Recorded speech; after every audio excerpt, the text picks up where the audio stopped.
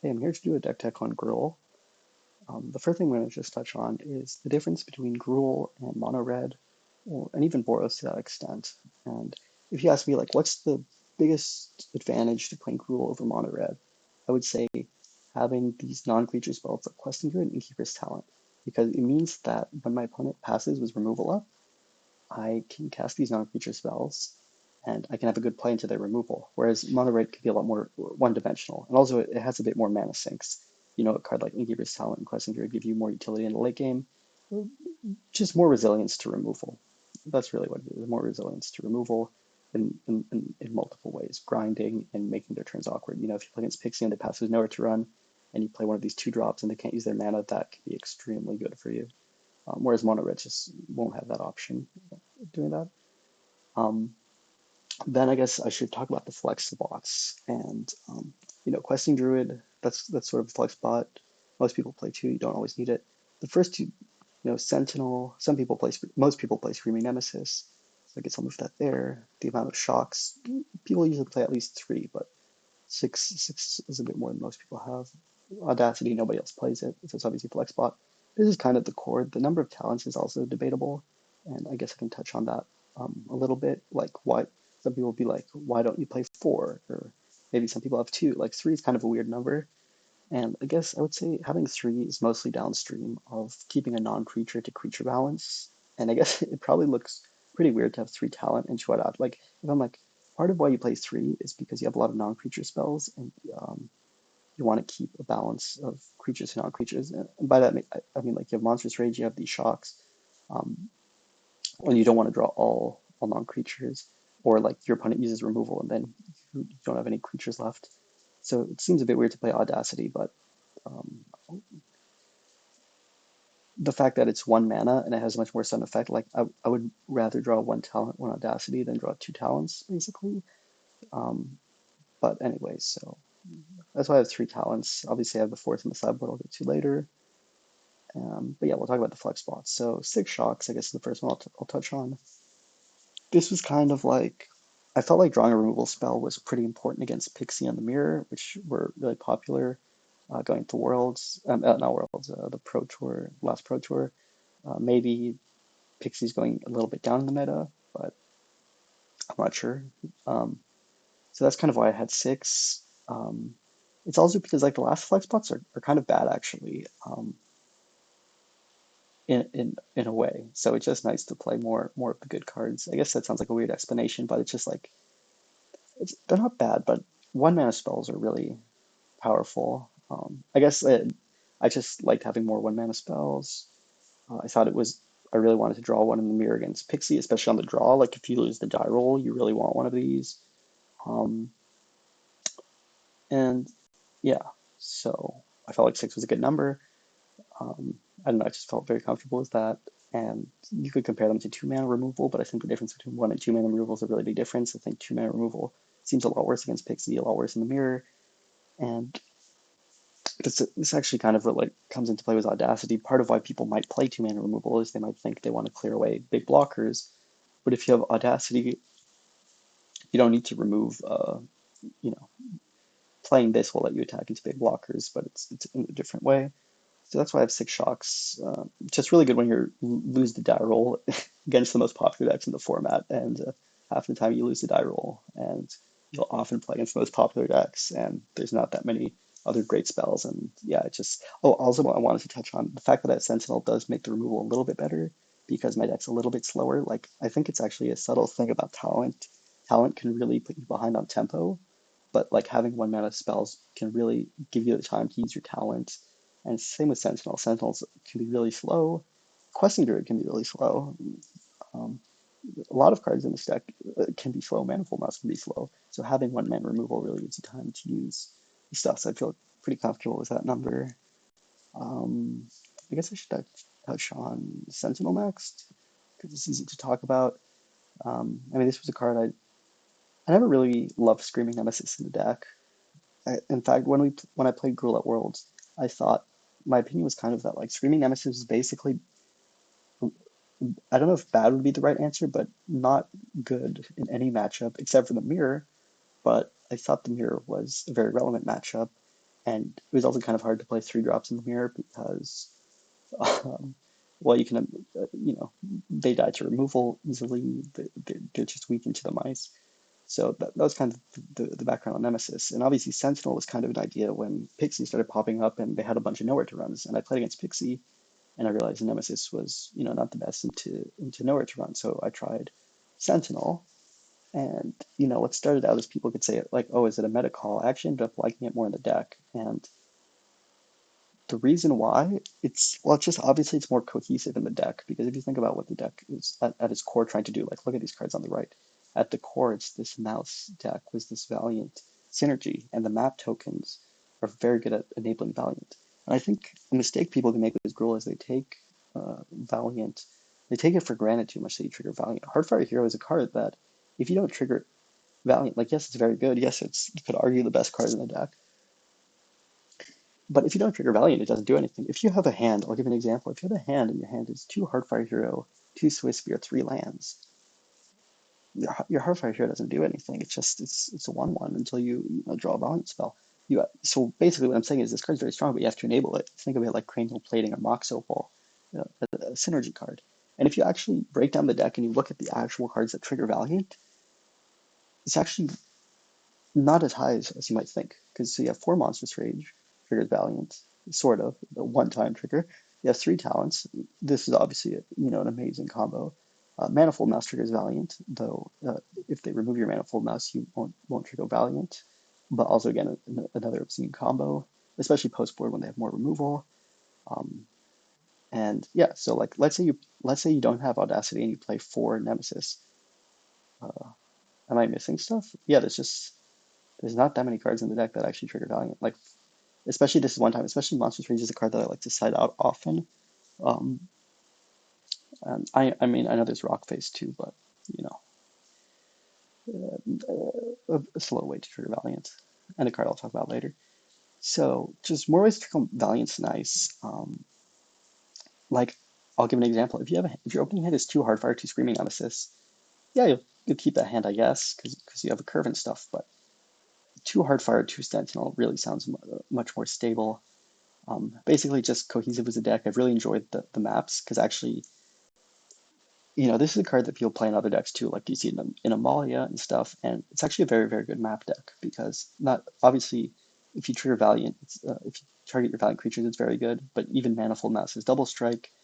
But what I noticed about the maps is people will notice Gruul is a pretty mana-hungry deck. You use a lot of your mana well, but your curve is also very low, so you don't want to play too many lands. So basically what I mean with the maps is that, like, hitting land drops with the maps can actually be very useful. Like, if you're stuck on 3 lands, like, yeah, if you have 3 lands, hitting maps can be very good, but also if you're flooding, obviously then it's a mana sink.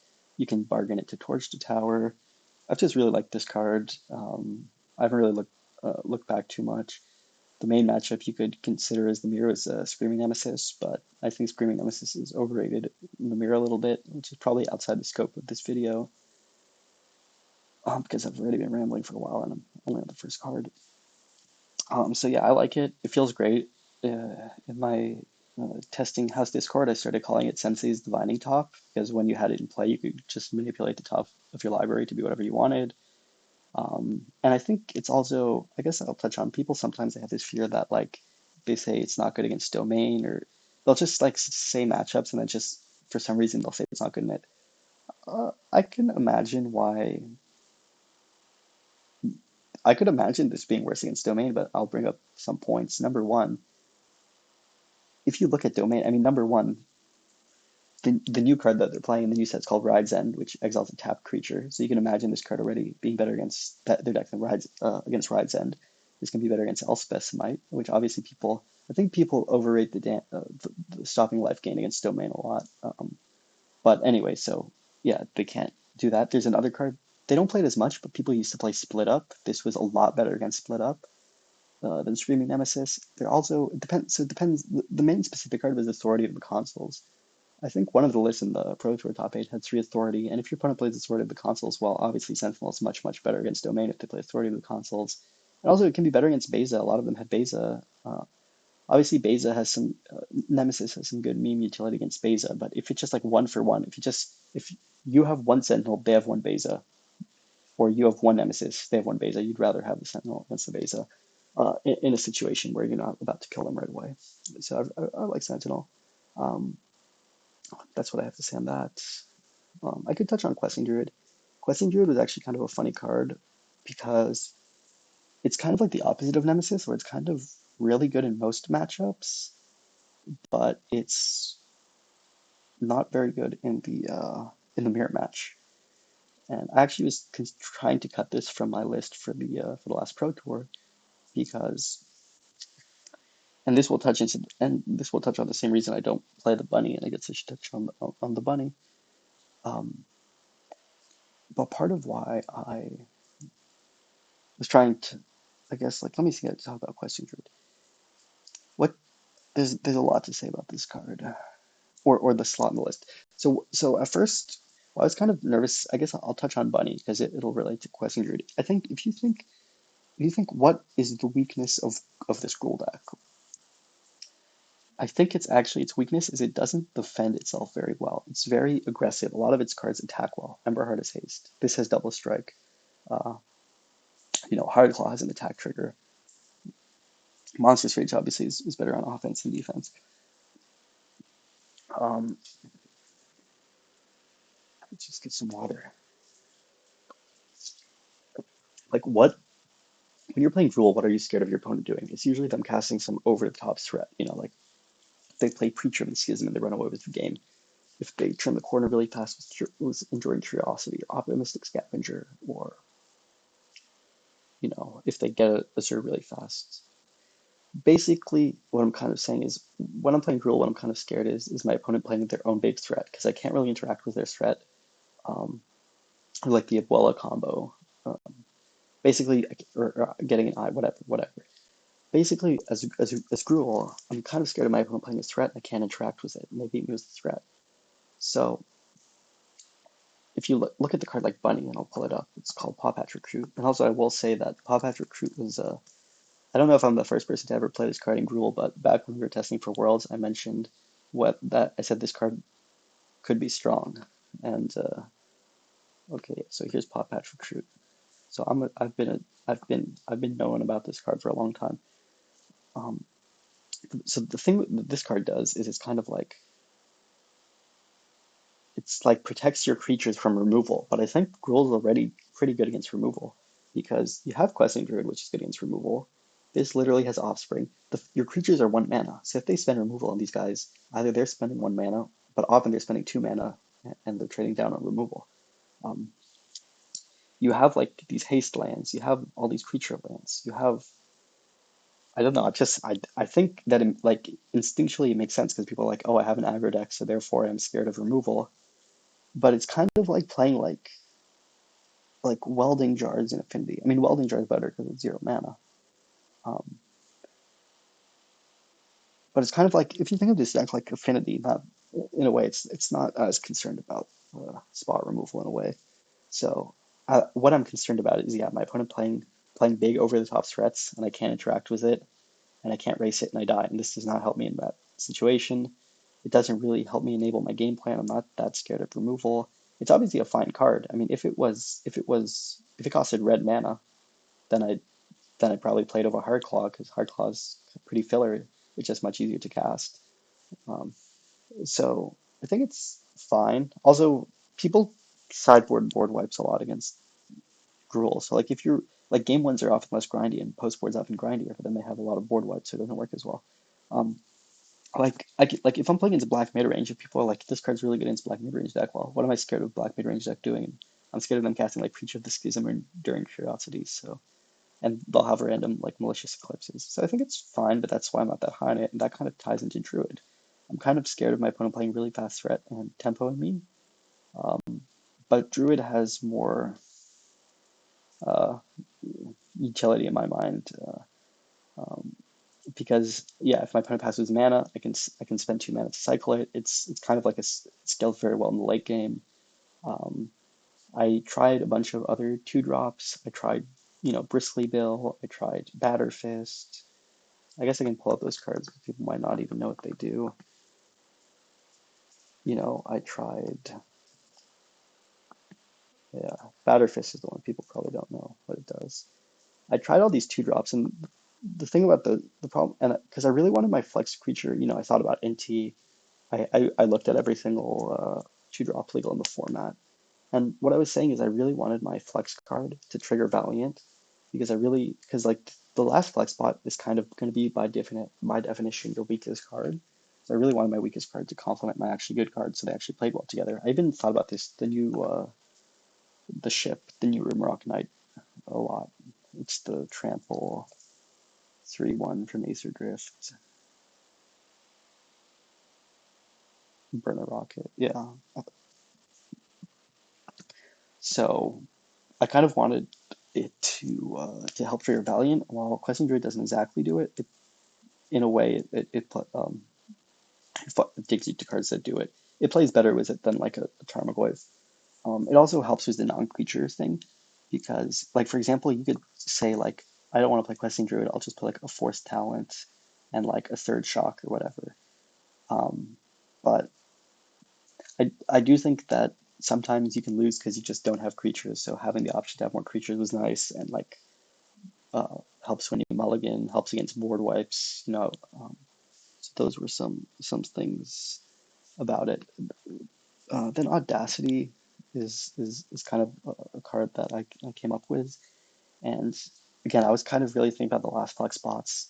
A lot of people were playing like around 8 removal, and they would have like some big removal spells.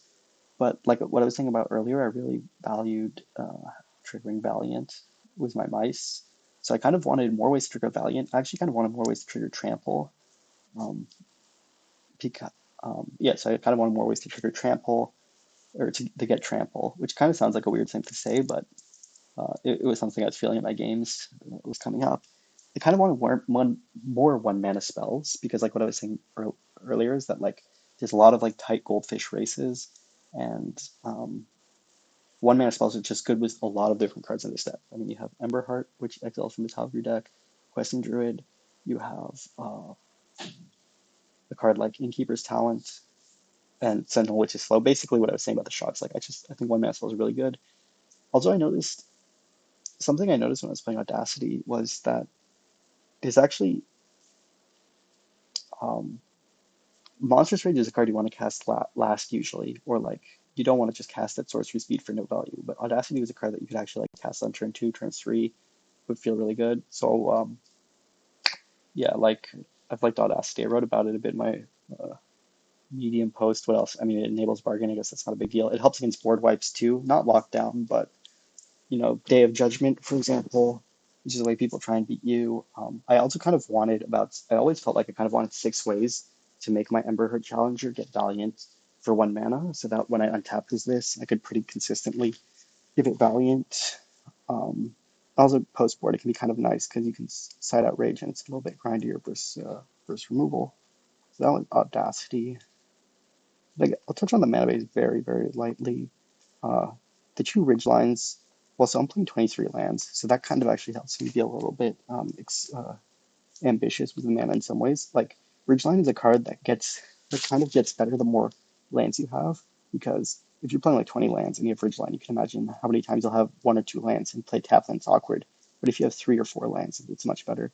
Rockface is just a super, super powerful card. People on my team wanted to cut it. I was telling them that like I think I literally said like if you're talking about cutting this card, I question how much you've actually played with the deck. Um, it's very, very, very powerful. I was kind of comparing it to Caracas. I would say that I mean actually part of why I originally started playing Gruul was because of how obscene this card was, because I was originally playing a lot of Domain for Worlds testing, and I would like just Sunfall whatever, and then I would just pass, and then they would just like rock face and kill me. I mean, this card's very strong. I play 3 because I want to draw 1 every game. Obviously, drawing 2 is pretty bad, but I want to draw 1 every game, so 3 gives me a good ratio to do that. You know, if you're a coward, you can play less, but I think this card is obscene. Like, I actually think it's kind of a design. I think it's too powerful. Um, just, I just want to draw 1 every game. 1 Soulstone was kind of because I kind of had like I kind of want to draw 1 utility land every game, And so 6 kind of let me do that pretty consistently, but it's also very powerful with Innkeeper's Talent. It's a very, very powerful land. I mean, when this came out, I was saying Faceless Haven was banned a few years ago, and this card's very similar, arguably better. Staying a creature forever is like really, really powerful. It's the kind of thing that like you can like pass to your opponent on their end step, activate this or whatever, like just crazy stuff like that, and just plays super well with Innkeeper's Talent. Um, yeah, so 23 lands, and the mana is fine. Mulliganing is a way to fix your mana if you have mana problems. Okay, so let me see when it gets there.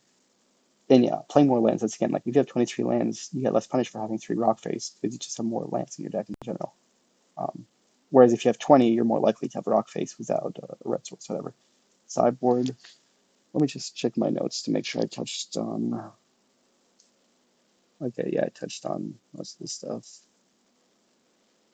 Oh yeah, I guess the last thing I'll say about Trigger and Valiant is the Might of the Meek story. So when we were playing for Worlds, if you look at the list that my team played, we all ended up playing 4 Might of the Meek. And I think we were one of the only Western teams that brought Gruul. And the reason we got high on Might of the Meek was interesting, because at first, when it was the very early days of the standard, um, and there was a lot of talk about, there was a lot of days where I would go in the Discord and I would say Might of the Meek is really, really bad. And then the next day I would come back and I'd say, no, Might of the Meek's really, really good. There was a lot of flip-flopping on if Might of the Meek was good or not. There were some people, like, I wrote like a huge essay about why Might of the Meek sucked, and people were agreeing with me. Then like 5 days later I came back and I'm like, no, we need it. So, but what's the point of this Might of the Meek story? But what happened was actually, so I'll say the point of the Might of the Meek story. What happened was we were in the testing house, and that's when we really got high on Gruul in the testing house because it was winning a lot. But what I noticed is that constantly with this Gruul deck, people would have like Emberheart, or they would have Heartfire, but they wouldn't have a way to trigger Valiant, or they would be Hellbent. And then like they would top deck a Might of the Meek, and it would be like I started calling it Might Cess for Recall, because it would just be like a 3/4 out of nowhere. Like they'd untap with Emberheart, no cards in hand, they draw Might of the Meek, and then boom, instantly they draw a card, they draw another card, you know. So it was basically because it triggered Valiant, but it had a lot of issues that would be beyond the scope of this video to discuss, and it's a fine card. And that's also part of the relationship of why I thought about Audacity, because I Might of the Meek was an interesting card. And this is like a more tempo positive version of it. But essentially, when I look back at Worlds, we got very high on Might of the Meek because it was very common that we would have mice, but we wouldn't have ways to trigger Valiant. And it's like, oh yeah, triggering Valiant is not come for granted. And that's why I like cards like Audacity, like Sentinel. They're just synergistic in the deck. Like there's like a flex card that it just plays well with your core package, with your good cards. I was even comparing it to Pioneer because people play like in the Rakdos decks in Pioneer, people play like more pump spells like Infuriates and stuff. And Audacity is pretty similar to Infuriate. In fact, you could probably call it better. Anyway, so that's kind of Audacity. Let's look at the sideboard. Barrage. This was kind of I don't know if it's a controversial card, but a lot of people on my team wanted to cut one when we were playing the Pro Tour, because Pixie really went down on Sheltered by Ghosts. But it's kind of a card that's powerful against like Oculus, especially if they're Sheltered by Ghosts. It's kind of powerful against Convoke, which they do have Sheltered by Ghosts. It's kind of random. So you could definitely cut one, but I guess I kind of like having 6 removal spells against Oculus, because if you play against Oculus, you cut all your shocks, you cut 4 Torch, 2 Burst Lightnings, and you side in 3 Pawpatch. So I kind of like having the barrages. I mean, if you have Scorching Shots or Bolts or whatever, you can, then you can count those as removal, I guess, or like I don't want to count Torch to Witness as removal, right? So because I don't have Scorching Shot, I guess, and I don't really want to play Scorching Shot, I guess that's part of why I value the barrage more, so I can feel solid against Oculus.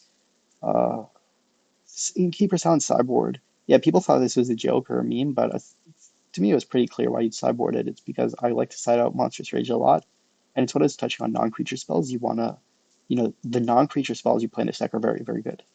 The Shocks, the Monstrous Rage, the Talents. But the problem is if you draw too many non-creatures, it's bad. But post-board, number 1, you have Questing Druid, so you're less likely to run out of creatures. Okay? Number 2, you're often siding out other non-creatures like Shocks or Monstrous Rage. So having non-creatures to side in when you're siding out non-creatures is good. And also, people are playing lockdowns more in Domain, but there was a while when people were not playing any lockdowns in Domain, and this was probably just just obscene against the way people were building domain. People were playing split up, people were playing locked authority of the consoles. Elspeth's Might, this was just like obscenely good against the way people were building their domain decks. And yeah, so anyway, so those are some reasons for it. Pawpatch, not too much to say. I mean, helps kill lockdown, good card, good against domain because kills their Zur, and but also kills their binding and kills their lockdown. Bursting Lightning is interesting. I'll save that for last. I think Questing Druid, I like having 475. Don't need to touch on it too much. Good for the grinding matchups. Burst Lightning, this was kind of a mirror card, and this was kind of a mirror plan, was having 8 shocks. And part of how this came up was, we were kind of discussing how what's a good sideboard plan for the mirror, or what's a good plan for the mirror. And I kind of said, it's okay. I said, if you're on the draw in the mirror, what is your win rate if you don't have a shock in your opening hand? And when I put it like that, I was like, okay, now I really get excited by these shocks, because if your win rate on the draw is like very bad without a shock, but then having a shock makes it like go to 50-50 or whatever, it's like, okay, now I can see the value of why I really want these shocks in the mirror, because people were kind of nebulous about how good shock is in the mirror, but especially when you frame it as when you're on the draw, right? That helps it a lot. So it's really a mirror card for me. I guess I could touch on Screaming Nemesis later, but yeah. Torch the Witness. I mean, this was a card originally I liked for black midrange, like the Death Touch decks, like the ones with like Preacher of the Schism, with Shieldred. Because if you think about decks like Golgari or Dimir, they Scorching Shot and those kind of spells it's pretty obvious why they can be awkward, because if they don't play exactly their black Death Touch creature, the spells aren't really that good to cast. And they're kind of playing in a way where they're trying to make you run out of cards somewhat, because they have they have Go for the Throats, they have Duresses. It's just like stock Mana Theory. It's like, this is a card that you can usually cast. It's usually good. Like, they have all these utility creatures they're casting, like Spyglass Sirens, like obviously this isn't sitting against Flood Pit's Drowner, like Tranquil Throwbacks. Let's just have these random creatures in play, and you will have this card in your hand, and it'll be good to cast. I also like this card against Pixie a lot, because because it's kind of good against Hopeless Nightmare, and because it's a card that lets you like have a lot of removal, but you don't feel bad. Like if you're playing against Pixie and you have like you don't flood on removal, because it's kind of like a removal spell and a card advantage at the same time. So it lets you like side into a lot of removal against Pixie, but you can like kill their Storm Chaser's talent token, and you feel good about it. Whereas if you shock it, you don't really feel good about it. But you torch it, that's not that bad. You spend 2 mana, you kill it, you get a clue. And then so it's kind of like similar. Like when they go to activate their Storm Chaser's talent for 4 mana, you get the card back. But they're bouncing their Nightmares, you crack it, you get the card back, and lets you do this really nice grindy plan. So yeah, I guess that's most of the lists. I guess I mean, I don't think Nemesis is bad. I just like my other cards more. And I would say, I don't know, Nemesis is just. I mean, you've played the mirrors. It's kind of it's good. My opinion of Nemesis is that it's exactly fine in the mirror. I just think it's exactly fine. And maybe I should make room for it, but I felt comfortable with my plan and with the 8 shocks. And yeah, so that's it.